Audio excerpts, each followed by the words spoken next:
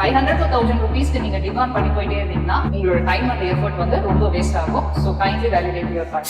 நிறைய home bakers இருக்காங்க, நமக்கான ஹோம் பேக்கர்ஸ் எப்படி கரெக்டா சூஸ் பண்றது? இது மோஸ்ட் இம்பார்ட்டன்டான கொஸ்டின் தான். எனக்கு தெரிஞ்சதை சொல்றேன். இது வந்து உங்களோட டைம் அண்ட் எஃபர்ட்ஸை ரொம்ப வேலிடேட் பண்ணும்.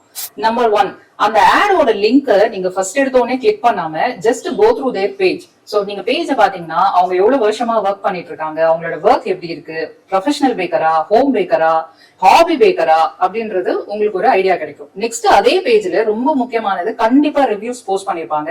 அந்த ரிவ்யூஸ பாத்தீங்கன்னாலே உங்களுக்கு ஒரு ட்ரஸ்ட் பில்ட் ஆகும். நம்பர் 2, அவங்க எங்க இருக்காங்கன்றத பாருங்க. அவங்களோட லொகாலிட்டியும் உங்களோட லொகாலிட்டியும் மேக்ஸிமம் 10 கிலோமீட்டர்ஸ் ஆர் 15 கிலோமீட்டர்ஸ் அதுக்குள்ள ஃபீஸபிளா இருக்கான்னு பாருங்க. தேர்ட் ஒன் வந்து அவங்க கிட்ட நீங்க பேசும்போதோ இல்ல டெக்ஸ்ட் பண்ணும்போதோ நீங்க சொல்ற கஸ்டமைசேஷன் அவங்க கரெக்டா இன்புட் வாங்கி அதை அழகா ரெசிப்ரோகேட் பண்றாங்களான்றத பாருங்க. இம்பார்ட்டன்ட் கிரைட்டீரியா நான் உங்களுக்கு சொல்லிட்டேன். இதை தாண்டி பிரைசிங் தான் உங்களோட மெயின் கிரைட்டீரியாவா இருந்து நீங்க சர்ச் ஆன் பண்ணிட்டே போயிட்டு இருந்தீங்கன்னா உங்களோட டைம் வந்து வேலிடேட் ஆகாது. என்னதான் பேக்கர்ஸ் இருந்தாலும் கண்டிப்பா price variation 500 to 1000 rupees difference இருக்கதான் செய்யும்.